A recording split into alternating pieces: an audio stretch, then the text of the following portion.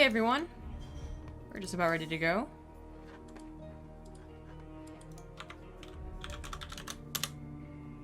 It is TAiLS versus aLive, which is still a round of 8 match. And Keen and Guru are waiting for their respective opponents in those semifinals. Yep. Yep. Quick note also, Lil Kaneen playing off versus Sleep right now. Sleep is currently up 1-0. Lil Kaneen saying that Sleep is too strong. Oh. TAiLS is platinum, aLive is diamond. I thought they were pro gamers. But it's Diamond EU, so that's like Masters League NA. Clearly, yeah. Alright, King Sejong Station in the bottom right. As the red Terran, he is alive. And his opponent up in the top left-hand corner of the map, he does not have a tail.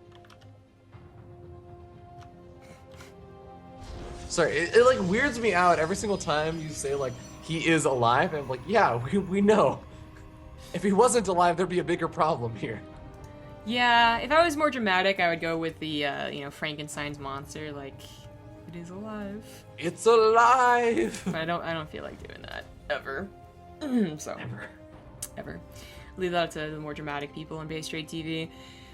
So, TAiLS aLive. As a matchup, I will give this to aLive 2-0 almost every single time.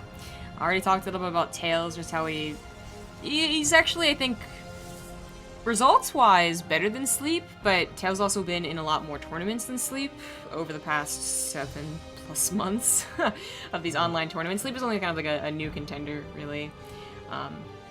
So I don't know who's better. I actually think the last time we had a Corsair Cup, last week or 2 weeks or something like that, I wished that we had seen TAiLS versus Sleep, so I would get an accurate reading on who's better than who. I don't know, but in my mind they're kind of in the same place, which is honestly not that great. And compared to the other Koreans that we have in the matches, or any of the Europeans like Guru and whatnot, I would give it to everyone else, always. Yeah, I would actually pretty much agree with that as well. And I think that TAiLS, I don't really know many of the people that he actually faced off against. He faced off against someone named MSRM. Actually, that's the only person he actually had to beat. So he beat that person 2-1, and now he's facing off versus aLive. So this is his first real, I think, big contender match, as far as I'm aware at least. Yeah. Well, I don't know who MSRM is. I feel like we've cast him before, and that might be what's the word? Fake name. It's actually someone else, but I can't remember. And we weren't told anything, so I might just be misremembering that with someone else. Because there's been a lot of cases of people using different names. For instance, Stylish is aLive on the brackets, but that's how he went with. He flipped open the dictionary and chose a word, and it was Stylish. Because that would be a very stylish name. That would be one of. How TAiLS got his name? By flipping a dictionary open? Yeah, that's actually how he got his name. Okay, I believe it. Yeah, totally. But stylish would be a really hard word for someone not a native English speaker to learn first, Anyway. So TAiLS is gonna set up a proxy pylon here, but only with a couple of gateways. Oh, no, not even with a couple. Only with one. You know what's so funny is that aLive even did a magnificent job of scouting around in all of those locations with a Marine for proxies, but he just scouted too early. Yeah, that was quite well timed by TAiLS. But I guess he's gonna be using it for later. So he could have waited a while longer, and aLive, as you said, scouted so early, would never have seen this, but the gateway's only coming down now. The first Oracle is on its way already. And if he uses that energy, waits for the second one, I think it'll have energy again. And 2 Oracles plus 3 Gateways of Adepts can take on aLive's puny little Marine army, especially without a bunker. The tank adds a complication, though.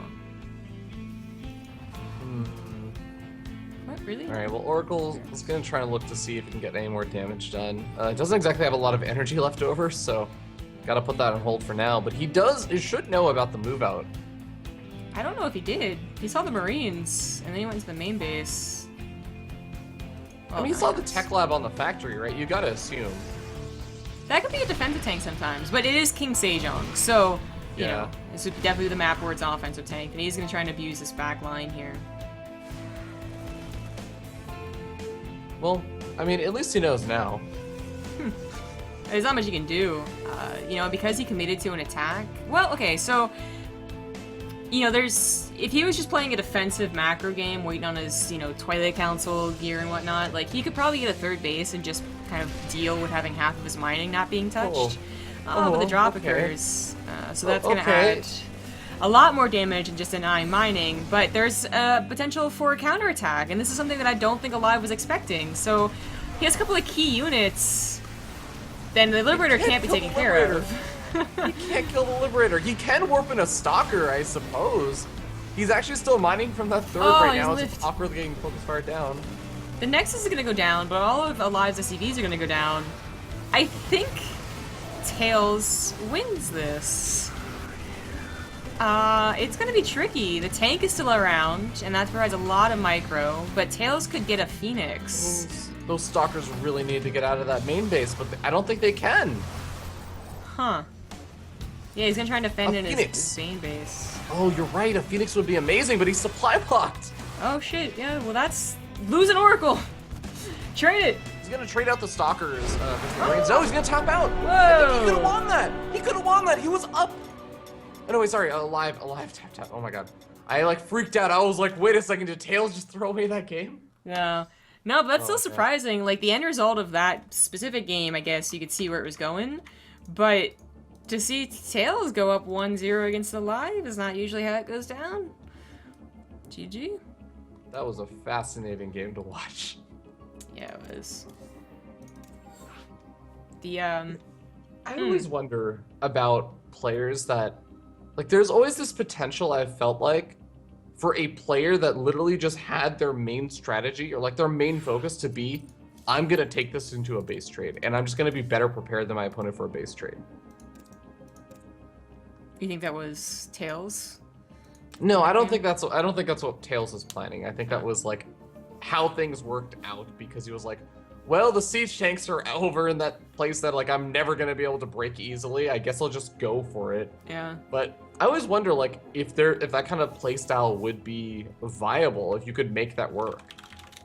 I mean, that's what Penguin does in all these games. That's true. So. That is very true. And it works sometimes. By the way, big shout out to Brackamus for the 19-month resub. Our first semifinal is set up, by the way. I think you said Sleep was winning against Lil Canine. That's what Lil Canine told me. No, the brackets show that he's 2-0 against Sleep, so he moved on to the... Why did he... He just said 1-0, Sleep too strong, so I just assumed. No, I'm with you. That would sound like he lost, but maybe he just meant to compliment himself by complimenting his opponent. Who knows? Sleep too strong, but I'm stronger. Yeah, you just missed the second part. It's Frozen Temple here in the bottom right as the Red Terran. He is alive. And up in the top left-hand corner of the map, we have the orange Protoss player. He still does not have a tail. TAiLS though, so he's gotta be like a... Well, it's implied. If you don't have a tail, you don't have multiple tails. But you never say his actual name, alright? And that hurts his feelings. That's fair. Yeah. So... He does not... In the top left-hand corner of the map, we have the orange Protoss player. He does not belong in a Sonic game. He's not TAiLS. Thank you to SharkDog58 for the 8-month resub. Whoa, 2/3 of a tooth. That's math. 2/3 of it. I don't understand that math. Yeah, it's not even 2/3, isn't it? I think. Oh, 1 year. 1 year. Yeah. 1 year for a Partoof. Yeah. 8 out of 12. That's 2/3. Yeah. So he was right. Yeah, he was. And right. where were you going with that? I don't know. I feel like there are so many resub numbers that we like talk about. Like 9 months is a thing because we always talk about how like you could have had a baby during that time, and there's like 6 months, which is half a year. There's 12 months, which is a full year. Well, just always blame it on the fact that you're casting. Math on stream. Exactly. I thought it sounded literally right. extended all the way to just even counting at this point. Yeah. Well, the scouts go down. Not too much to see. Frozen Temple does have about the same amount of trickery that King Sejong does. King Sejong has that back rock area to abuse, and that can be really devastating. It could have been if TAiLS not had his own attack set up. Frozen Temple, we saw Keen do the bio push. That can be not common, but like if you're doing something a little bit cheeky on Frozen Temple, that's one of the things you can do. You got the Cyclone pushes, you got tank pushes on here. aLive has certainly done the Cyclone pushes. So if I was gonna guess, I would guess that. But it's not gonna be super cheesy, not on one base or anything of the sort. I feel like Protosses really should be just expecting something a little bit not cheesy, but pressure on two bases from the Terran. On this map in particular. There's just too much scary bunker pushes.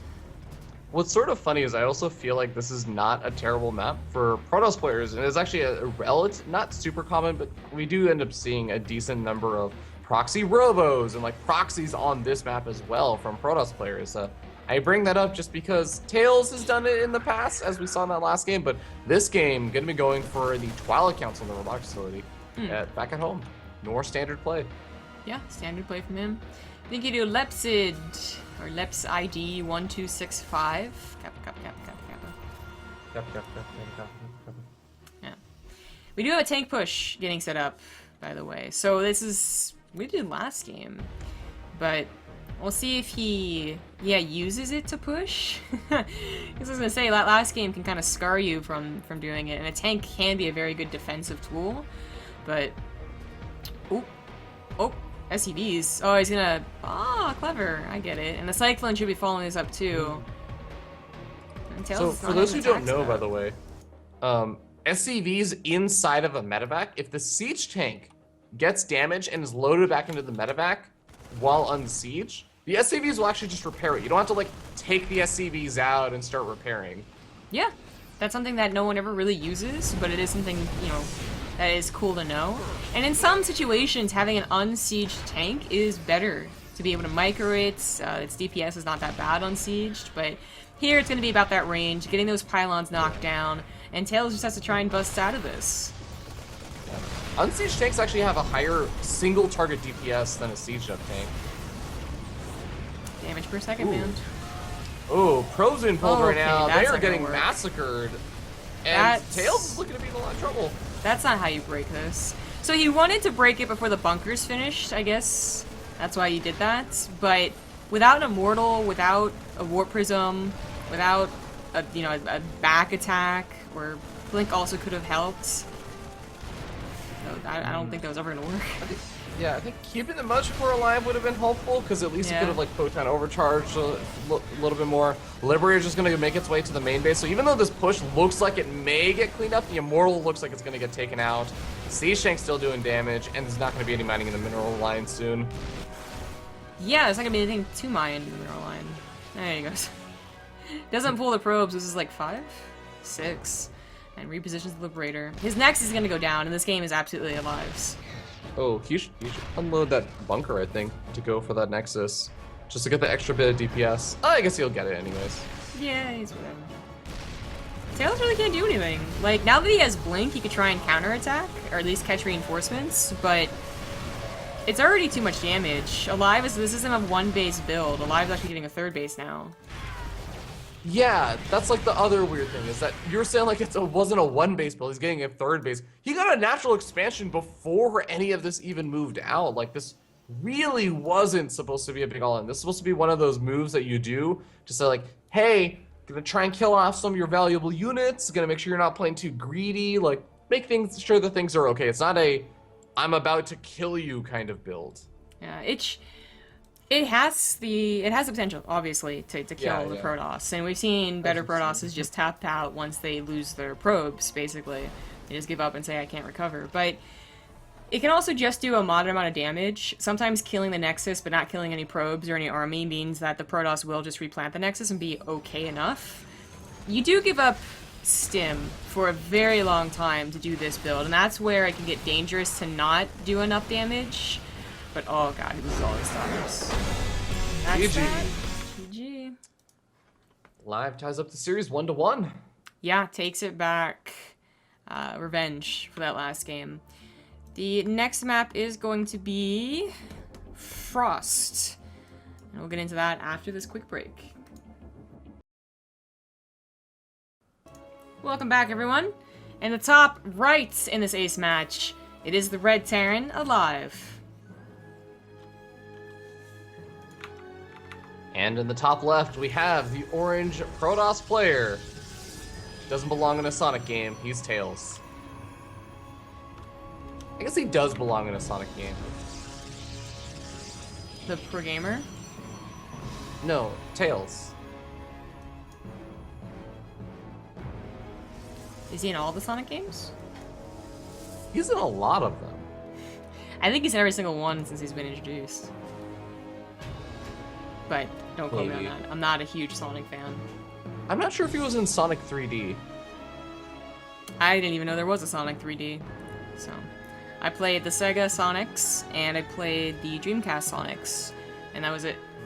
So, I don't even know what console they're on. They're on Nintendo. I think it was a Sega Sonic, though. I'm trying to remember. Man, this is like super old school. Yeah, okay, yeah, because first there was Sega, because Dreamcast was Sega, and then... Sonic 3D Nintendo. Blast. That was it.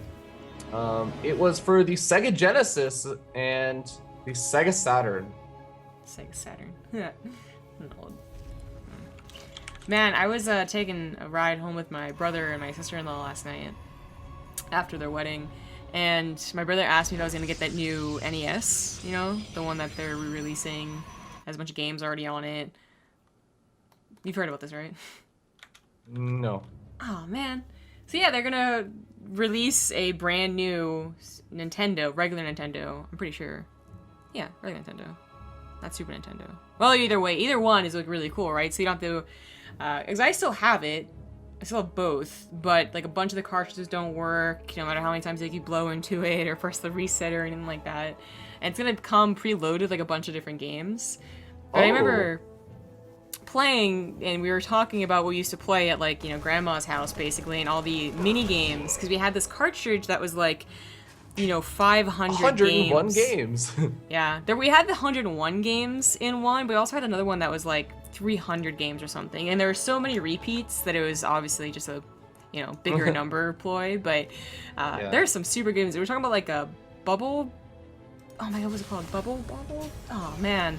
Oh, is it the one where you have the little green dragon that Yes, fires off the lizards. bubbles? Oh, Yeah. I love that game. That game is the greatest. Yeah, exactly. And there's so many good games, but I don't know what they're releasing on the new one. But I'm very excited for it, and I'm totally gonna buy it. It's like $150 something. Yeah, I was actually surprised. Nintendo said that, I remember hearing something about how Nintendo was thinking about going back to cartridges instead of having CDs for their new consoles. What? Didn't they learn anything from their GameCube? I actually thought, like, that was really cool idea. I actually hate having CDs. Militia Chorus and Recall. Oh, Jesus. Ooh, that was really close. Yes, it was. Hellions tried to get into the natural, I suppose, but... Oh, they're gonna try. Sorry. Reverse the, bases here. They are trying to get into the natural. The Stalker, unfortunately, was unable to stop them. Oh. And the Militia Chorus, since she had to, Oh you my. know, come back over here, is not really helping too much. There we go. 4 workers going down just for the 1 Hellion going down. That's a pretty good trade. He's gonna have more Hellions coming out. Medevac should be coming out pretty soon as well, and it seems like he's gonna have at least a handful of Marines he can drop in. Yeah. That's Not this quite a full Medevac. this could get deadly. But yeah, to your point, like I figured they learned that everyone wants to have multi-platform platforms, you know, consoles. There we go. But I guess now that everyone uses like Netflix and shit, like no one cares if there's DVDs and HD and Blu-rays. Cartridges last. Let me tell Yeah, you something. that's- Cartridges do not break. Yeah, that's actually an interesting idea. Then I'm not as opposed to it, but I just remember like that was the problem with the GameCube, and no one wanted it. I never bought it. Small so. little CDs. Yeah, they did. You can do anything else, but the Helen trying to get in here, but pylons have been set up. The Stalkers were ready, and you know this was denied pretty easily, and that did not get to be so bad. Stalkers come up to the north, gonna take care of this medevac once and more, and aLive's not getting much done from this. But the first Hellions, I gotta say, oh! Well, that sucked. I was gonna say the first Hellions doing what they did is pretty good, but then he lost the medevac. Yeah, and I mean, he did kill off a decent chunk of workers and everything, but losing the medevac just means that suddenly TAiLS doesn't have to worry about any form of aggression. He already killed off the Hellions, he killed off the medevac, and now he can actually get aggressive himself. This is one of those things that I think Protoss players loved when they are able to get aggressive with their own Stalkers with Blink, but usually they're just so busy dealing with the medevac, and the next thing comes up is the Liberator, and the drop comes in from another angle, and it's just like one after another that keeps you at home. But now, takes a third expansion, gets up whatever upgrades he wants, and just gonna pressure at the front with a Stalker to keep his opponent honest. Yeah. The tank is a very, very important defensive tool for the Terran when they do something like that, like a Widow Mine drop or something that doesn't give you a lot of production initially, as his production is really only just getting, you know, ramped up. That tank's pretty important. Without the tank, I actually think that TAiLS could blink into the main base. Maybe still dangerous against the Marines, but now the time's over. The tank protected him. Stim's gonna finish. Medevacs have already been, well, the one was reproduced, I suppose. He doesn't have a reactor starport though, so he should be producing more. And a third CC is on the way, so I do like that he poked. No reason not to, as long as you don't lose these Stalkers. And the fact that his third Nexus is up and running already is pretty good. But going for a double Forge here, that might be too much of a reach. I don't know. We'll have to see. I mean, Photon Overcharge can be pretty nice, so in some ways it's not the worst thing in the world, but yeah, he's definitely gonna have to be very careful about positioning and everything. Siege Tank also will just add in that extra little bit of DPS that makes it kind of annoying and difficult to deal with the defense. Either way, going with the 6 Observer thing, like, our TAiLS is going the 6 Observer thing, like, the other way. aLive is keeping these Protoss players honest and making sure that they don't like summon a demon by making 6 observers. It brings them down to 5. Yeah, he showed him what's what. So TAiLS has some pretty damn good vision. He's got the north covered, he's got another observer right here, he had the Xel'Naga and should still have it, and the south, I think these observers are honestly kind of redundant. The pylon usually would cover it, but he will not be surprised by a Liberator in the back of his lines, or by a medevac drop that takes an odd little path to the south and then to the north. So he's pretty damn covered. Yeah, even as well. The one thing I would say is it'd be nice if he had this on like a watchtower. Oh, did he lose it? He did. Yeah, sending a Stalker over, gonna reclaim it. Yes, take that. You can't see me, can you? Oh, he killed it. Oh, the Marine killed himself by stimming. Yeah. Alright, so the Stalker's gonna have to leave anyway. This fighting over the Xel'Naga control is not a bad idea for either one of them. Denying Xel'Naga control is also really important, which is what aLive is doing. aLive apparently does not want to push in to TAiLS' army.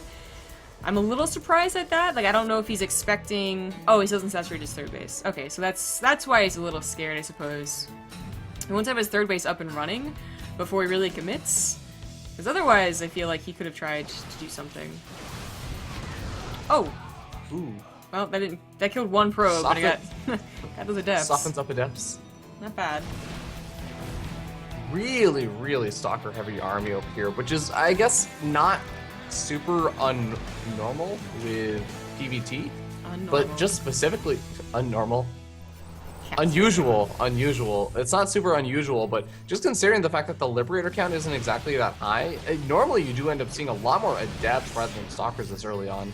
Yeah, of course you're gonna risk the, chance that the bio is just better than your army when you have so many Blink Stalkers. And that's, Blink Stalkers do not hold up well against bio. Especially with the amount of Marauders he's getting, it's 1-1, even upgrades. So while TAiLS did go for that double Forge, and that ends up being okay, as he's the one that's in control right now, it hasn't affected him quite yet. And aLive is going to have 2 upgrades going along as well, so he's not even going to get a lead here. Wow, aLive preemptively stims over there because he thought the Adept Shades were about to finish. TAiLS did a really great job canceling at the absolute last second, which is really nice. If you can force out a stim from all of your opponent's units and they only have 2 metapacks. I'd say TAiLS is impressing me more than ever before. Last game was kind of lame, but that attack is hard to defend for a lot of Protoss players. And the first game was a base trade. But This game, macro, just controlling your opponents, responding correctly, defending correctly. TAiLS is doing some really good moves. I don't know about how quickly he's adding on a Stargate, because that's got to be for eventual Fleet Beacon, right? But I feel like it's too early to do that. Oh, he's almost on 4th base. I'm really paranoid that you just complimented him so much, because now I feel like the caster curse is going to enact, and we're just going to see TAiLS like regular move command his army in, or just eat up all the Liberator shots. He actually blinks away from the Liberators, so this is going to be interesting. He does still have a decent army. Oh my god, Zombie Grove, what did you do? What did you do? That was my bad, everyone. Okay, so this does seem to be the TAiLS' biggest weakness, though. Like, his actual army engagements usually aren't that impressive, like we saw last game with the tank hold. That was just... He could have run away, and I don't know why he didn't run away. It was out in the open. Like, okay, you get like a good concave, I suppose, on the army. You try to take a fight, but certainly blinking away from Liberators, Protosters have learned by now, is counterintuitive. Their goal is to try and kill the Liberators as fast as possible. Yeah, Stalkers are going to do a bit of nice harassment and everything, but he is down 60 supply, and it's almost 100 supply, or 75 supply down in army, so I just don't see how he ever holds this. What did you do? That was my fault. It's true. Although really, like, okay, so besides taking the fight, like, I don't think he had to. Especially because he's going for a Stargate. Oh, and oh my god, the storms. Oh my god. Jesus. Well, he gets things up a little bit more. I mean, he's only 50 supply down now, and he still needs some more High Templar, but fortunately doesn't have any. Blinks forward and is sniping off those Liberators one by one now. The army is stimmed to death. Yeah, I mean, it's so low for the storms and stim. Like, one more storm would have killed so many Marauders, and it's really not supposed to. So, fine. Okay, well, whatever. Oh, God. Oh, a lot of idle SCVs also at aLive's 3rd right now. Finally getting sent back to mining. Oh, almost. Some of them are getting sent back to mining. Almost nailed it. You guys take a break. Of course, aLive knows he's in a winning position, and should not give up his aggression, should be relentless. There's only so much Storm can bring TAiLS back with, and in fact, I don't think he has any Storms. Oh, there you go. Little do you know, that was my plan all along, because I didn't want to cast a Protoss. I'm gonna rewatch this engagement on the stream right now. There's the blink forward away from the Liberators.